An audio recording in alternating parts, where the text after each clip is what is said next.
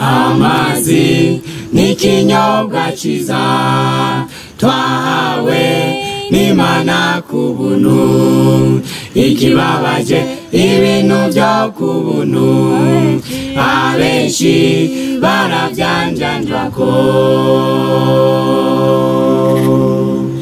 Amazi n'ikinyobwa cyiza twahawe n'Imana ku buntu, ikibabaje ibintu byo ku buntu abenshi barabyanjanjwako. Byuka kare mu gitondo nshuti, teka amazi ku rugero rwiza, shiramo umutobe w'indimu mbere yuko ufungura, mbere yuko ufungura.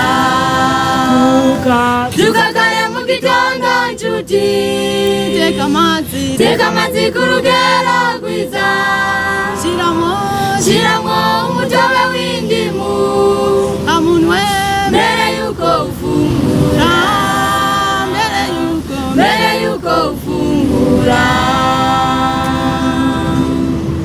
Imana kubw'urukundo rwayo yaduhaye amazi adukiza indwara, biratangaje iyo twitakiye dufashwe n'indwara ikizwa n'amazi. Imana kubw'urukundo rwayo yaduhaye amazi adukiza indwara, biratangaje iyo tuyitakiye dufashwe n'indwara ikizwa n'amazi. Byuka kare mu gitondo nshuti, teka amazi ku rugero rwiza, shiramo umutobe w'indimu mbere yuko ufungura, mbere yuko ufungura. Byuka kare mu gitondo nshuti, teka amazi ku rugero rwiza, shiramo umutobe w'indimu mbere yuko ufungura, mbere yuko ufungura. Amazi yoza amasigo, amazi avura umutwe, amazi azibura imitsi, atuma umutima utera neza.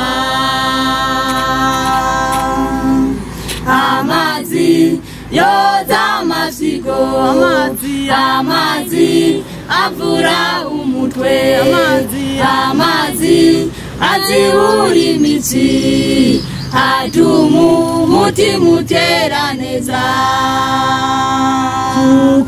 Byuka kare mu gitondo nshuti, teka amazi ku rugero rwiza, shiramo umutobe w'indimu mbere yuko ufungura, mbere yuko ufungura. Byuka kare mu gitondo nshuti, teka amazi ku rugero rwiza, shiramo umutobe w'indimu mbere yuko ufungura, mbere yuko ufungura, mbere yuko ufungura, mbere yuko ufungura.